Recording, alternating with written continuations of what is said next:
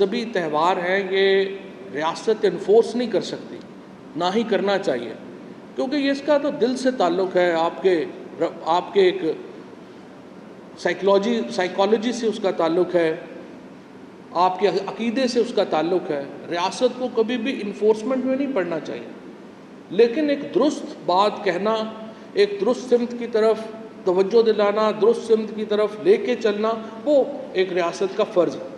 इसी फ़र्ज़ के पेश नज़र हमने जो हमारे उलमा हज़रात हैं उनकी तवज्जो दिलाई कि अब चाँद देखने के लिए कोई बहुत पापड़ बेलने की ज़रूरत नहीं है, और आप टेक्नोलॉजी की मदद से बड़ी आसानी से पता लगा सकते हैं कि चाँद कहाँ, कब, कैसे निकलेगा, उसकी हैयत क्या होगी, उसकी नौयत क्या होगी।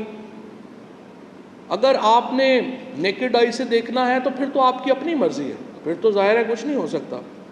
फिर तो ऐनक भी मेरे ख़्याल में इस्तेमाल करना हराम हो जाएगा, क्योंकि ऐनक से आप कैसे, ऐनक भी एक साइंसी ईजाद है, दूरबीन तो है ही है, और फिर ये कहना कि 50-60 साल पुराने की दूरबीन और तकरीबन 100-150 साल पुराने की ऐनक तो हलाल है, लेकिन नई टेक्नोलॉजी लाना हराम है, ये तो बिल्कुल ही एक इस्तदलाल जो है वो अकल को नहीं पड़ता।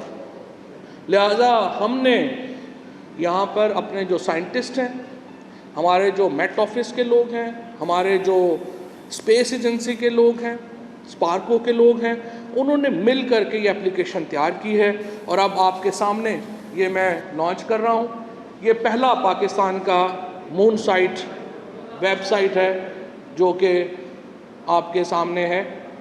इसमें जो तमाम चीज़ें डाल दी गई हैं, हिजरी कैलेंडर डाल दिया गया है, डे टू डे कैलेंडर है, फिर इसमें इस्लामिक इवेंट्स हैं, फर्स्ट ऑफ लूनर मंथ्स। अब मिसाल के तौर के ऊपर हम आपको आराम से इसमें अगर आप एक दफ़ा नीचे चले जाएं ताकि सब दोस्त जो है इसको देख लें। इसका पाक मून साइटिंग .pk इसका जो है वो इसकी वेब होस्ट है। आप नेट के ऊपर जाएं, paknewsighting.com के ऊपर जाएंगे और ये आप वेबसाइट देख सकेंगे। कल से एक ऐप जो है वो भी गूगल प्ले पे अवेलेबल होगी मंडे से, जिसमें आप चाँद को भी देख भी सकेंगे। इसमें भी आगे हैं नक्शे, और आप उसको अपनी मोबाइल के ऊपर, ऐप के ऊपर भी देख सकेंगे कि चाँद जो है वो कब और कहाँ पर और कैसे है। और ये कोई मुश्किल काम नहीं था। मुश्किल काम इसलिए नहीं है कि हमें पता है कि बर्थ ऑफ मून से क्या मुराद है। जब चाँद पैदा होता है तो उसका मुराद ये है कि जब सूरज, ज़मीन और चाँद एक लाइन में होते हैं तो इसका मतलब यह है कि चाँद की बर्थ हो गई। अब उसके बाद जब इक्वेटर के ऊपर हमारे हिसाब से जो हमने हिसाब रखा है, इसमें 3 शर्तें रखी हैं। 6.8% एल्टीट्यूड के ऊपर चाँद पाकिस्तान में, पाकिस्तान की टेरिटरी में किसी 8 बड़े शहरों के ऊपर, 8 मुकामात के ऊपर जो है वो हमने इसको विजुअलाइज़ किया है। यानी पाकिस्तान की जो टेरिटरी है, क्योंकि हम एक नेशन स्टेट है, पाकिस्तान की टेरिटरी के अंदर जब चाँद विजिबल होगा 6.8% एल्टीट्यूड के ऊपर, नंबर 1, उसकी जो चमक है या लुमिनोसिटी जो है वो 0.8% होगी, और तीसरा ये कि ग़ुरूब आफ्ताब में और चाँद में 38 मिनट का फ़र्क होगा। ये 3 प्रिंसिपल्स हैं जिनके ऊपर ये कैलेंडर जो है वो बुनियाद करता है। ये 3 चीज़ें होंगी तो इसको हम कहेंगे कि चाँद नज़र आ गया। लिहाजा ये हमने कोशिश की है कि जो चाँद की एक शेप अप हो जाए, साइंटिफिकली प्रूव हो जाए और हमारी टेरिटरी के अंदर होगा तो हम उसे अपना मून साइटिंग कह सकते हैं। तो दुनिया के जो तमाम बाकी ममालिक के लोग हैं, इसका फ़ायदा सिर्फ पाकिस्तान में मुसलमानों को नहीं होगा, इसका फ़ायदा पूरी दुनिया के मुसलमानों को होगा। जैसे अमेरिका में, ऑस्ट्रेलिया में, नॉर्वे में, जहाँ पर जैसे नॉर्वे में तो सूरज, कई जगह ऐसी हैं जहाँ पे सूरज 4 महीने 5 महीने रहता है, वहाँ तो चाँद जो है वो नज़र ही नहीं आ सकता, तो वहाँ पे कैसे कहेंगे फिर। तो इसलिए हमने एक साइंटिफिकली बताया है कि कब ये चाँद अवेलेबल होगा। वो लोग अपनी ऐप पे जाएंगे, अपने मुकामी अल्टीट्यूड्स को देखेंगे, इक्वेटर के ऊपर अपनी पोजीशन देखेंगे, और वो आराम से पता लगा सकते हैं कि उनकी टेरिटरी में ईद है या नहीं है।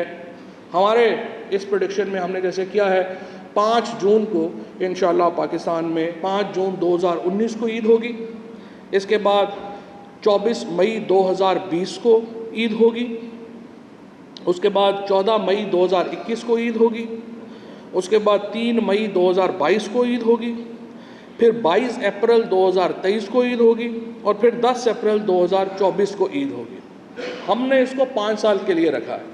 अब सवाल यह है कि हम प्रेडिक्शन तो ज़्यादा भी कर सकते हैं फ्रैंकली, इसको 10 साल पे भी ले जा सकते हैं, 20 साल पे भी ले जा सकते हैं, 30 साल पे भी ले जा सकते हैं, लेकिन 5 साल में मैंने इसको इसलिए महदूद किया है कि जिस तरीके से टेक्नोलॉजी आगे जा रही है यहाँ पे हालात रिव्यू के मुतकाज़ी होंगे। मिसाल के तौर के ऊपर कल नासा ने ये ऐलान किया है, अभी कुछ दिन पहले उन्होंने ऐलान किया है कि 2024 में वो ये प्लान बना रहे हैं कि लॉन्ग टर्म के लिए इंसान चांद के ऊपर रह सके। अब वहाँ पर अगर जो लोग हैं उनके लिए क्या होगा, ये तो फिर अब उलमा को फ़िक्र नहीं करनी चाहिए, उनके लिए आगे और बड़े मसले मसाइल आएंगे जिनको उन्होंने हल करना है। वो ना समझें, उनका कुछ लोगों को ऐसे फ़िक्र हो जाती है कि पता नहीं हमारा रोल ख़त्म हो जाएगा। रोल, हर एक का रोल रहता है, कोई किसी का रोल ख़त्म नहीं होता, लिहाजा घबराना नहीं चाहिए। इस चीज़ से नहीं घबराना चाहिए कि इल्म नया आ गया है तो पता नहीं हमारा क्या बनेगा, या हमारी कोई जो है वो लगी हुई है, कोई तनख्वाह लगी हुई है तो उसका क्या बनेगा। घबराएं ना, ये चलता रहेगा सिलसिला, नई अपॉर्चुनिटीज़ मिलेंगे, नए काम मिलते रहेंगे, नई नई चीज़ें आती रहेंगी और हर एक का अपना जो है वो मामला चलता रहेगा। इसके साथ ये जो अब हमने इस्लामिक आइडियोलॉजी काउंसिल को भेजा हुआ है उनकी बात आएगी। फिर अब इंशाल्लाह मैंने अभी कल ही सेक्रेटरी साहब को ये कहा है कि ट्यूसडे के लिए, मंगल के लिए इसको काबीना के सामने भी रख दिया जाए, काबीना भी इसके ऊपर अपनी प्रेजेंटेशन ले ले अपना। हमने बहरहाल जो वादा किया था, जो मामला किया था, वो हमने उसको जो है वो पूरा कर दिया है। इसके साथ साथ मैं आपको कुछ और भी इनिशिएटिव्स बताता चलूँ। अगस्त के महीने को हम इंशाल्लाह साइंस और टेक्नोलॉजी का महीना डिक्लेयर करेंगे।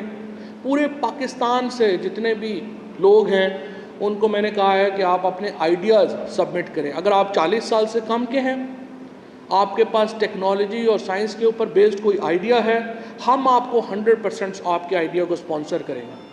हम आपको लोन देंगे, आप अपने आइडिया के ऊपर अपनी एम्पायर बिल्ड करें। नंबर 2, हम आपके आइडिया को शोकेस करेंगे। नंबर 3, आपका आइडिया को इंटेलेक्चुअल प्रॉपर्टी के ऊपर उसी वक्त जो ही आप वेबसाइट के ऊपर इंटेलेक्चुअल प्रॉपर्टी का आइडिया डालेंगे, आपका इंटेलेक्चुअल प्रॉपर्टी राइट महफूज हो जाएगा। और तमाम पाकिस्तान में अगस्त के पूरे महीने में चारों जो हमारे गवर्नर हाउसेज़ हैं उनमें साइंस फेयर होंगे। उसके साथ फिर बड़ा साइंस फेयर, वहाँ से जो आइडियाज़ सेलेक्ट होंगे उनको हम इस्लामाबाद लेके जाएंगे और फिर इस्लामाबाद में हम वो आइडियाज़ जो हैं वो शोकेस करेंगे। ऐसे ऐसे बच्चे हैं जिन्होंने इसके ऊपर इतना ज़बरदस्त काम किया है, लेकिन उनका हमें पता ही नहीं चलता कि कौन क्या कर रहा है, कुछ नहीं कर रहा। और ये इंशाल्लाह हर साल होगा, हर साल पाकिस्तान का ये एनुअल साइंस फेयर होगा और फिर साइंस कॉन्फ्रेंस इंशाल्लाह होगी 31 को, जिसमें इस वक्त तक मेरी पूरी कोशिश है कि दुनिया के जो टॉप टेक्नोलॉजिस्ट हैं, दुनिया के जो टॉप साइंटिस्ट हैं, उनको मैं पाकिस्तान में या बुला सकें और अगर नहीं आते तो वीडियो लिंक से कम वो बात कर सकें और हमारे यहाँ एक पता चले कि दुनिया जा किधर रही है, दुनिया में मामला किधर जा रहे हैं। 5G टेक्नोलॉजी लॉन्च, आपको मालूम है ये जो इंडिया चाइना की वॉर है, ये सारी की सारी 5G टेक्नोलॉजी की लॉन्च की लड़ाई है और इस लड़ाई में चाइना आगे हुआ है। अब आपको सिर्फ मैं आपको इम्पैक्ट का अंदाज़ा आप लगा लें कि 5G का क्या मतलब ये है। कभी आपको अपनी 3G के ऊपर जब आप फिल्म अपनी को डाउनलोड करते हैं, लेट से 1.5 घंटे की फ़िल्म आपने डाउनलोड करनी है, आपको 35-40 मिनट लग जाते हैं डाउनलोड करते हुए। 5G टेक्नोलॉजी जब आ जाएगी नहीं, पाकिस्तान में तो हवावे ने इसको ऑलमोस्ट लॉन्च ही कर दिया है और उसकी वो बेसिक बना रहे हैं। 5G टेक्नोलॉजी से आपको 3.5 सेकंड में वो फिल्म आप डाउनलोड कर सकेंगे। तो इसका मतलब ये होगा कि आपका जो टेलीविज़न है उसकी शक्ल और नौइयत ही बदल जाएगी। आपका जो इस वक्त मीडिया है उसकी बिल्कुल एक हैयत तब्दील हो जाएगी। आपका फिल्म का, सिनेमा का, इनका एक पूरे का पूरा मामला जो है वो तब्दील हो जाएगा। तो इन चीज़ों से जब तक हमारे बच्चे, हमारे नौजवान और स्पेशली जो डिसीजन मेकर्स हैं उनको ही नहीं पता होगा तो वो कैसे इसके जो मज़ामरात हैं उनसे सामना कर सकेंगे। उसकी तरफ जो है वो हम जो है वो लाना चाह रहे हैं। इसके साथ चारों सूबों से मिलके हम 1500 स्कूल सेलेक्ट करेंगे। 1500 स्कूल जो हैं उनको हम अपग्रेड करेंगे as science schools, STEM schools के तौर के ऊपर। साइंस, टेक्नोलॉजी, इंजीनियरिंग और मैथमेटिक्स, ये स्कूल्स हम बिल्ड करेंगे, जिनमें इसके साथ हम 1500 स्कूल जो हैं उनको हम क्लीन वाटर और सोलर के ऊपर ला रहे हैं। सोलर एक बहुत बड़ा फ्यूचर की टेक्नोलॉजी है, उसके ऊपर तवज्जो देने की ज़रूरत है। हमारा बहुत बड़ा एक जो पावर का इस वक्त एक मसला है, बिजली का जो मसला है, वो सोलर की तरफ जाने से जो है वो हल होगा। और साइंस एंड टेक्नोलॉजी में इस वक्त इम्पॉर्टेंट ये है कि हम जो रिसर्च हो रही है यूनिवर्सिटीज़ में उसको इकट्ठा करें और पाकिस्तान को एक साइंसी और टेक्नोलॉजिकली एडवांस मुल्क के तौर के ऊपर लेके आगे बढ़े। इसके अलावा जो है वो हमारे पास रास्ता नहीं है, और इंशाल्लाह आप देखेंगे कि अगले 3 सालों में हम पाकिस्तान को एक मॉडर्न मुल्क बनाएंगे। शुक्रिया सर।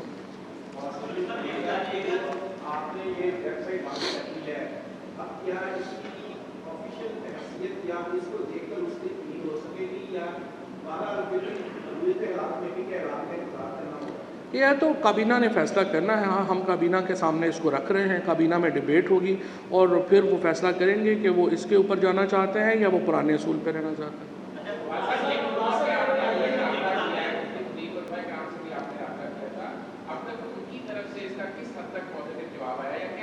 इस्लामिक आइडियोलॉजी काउंसिल अब इस मामले को लीड कर रही है और अभी तक काफ़ी मुस्बत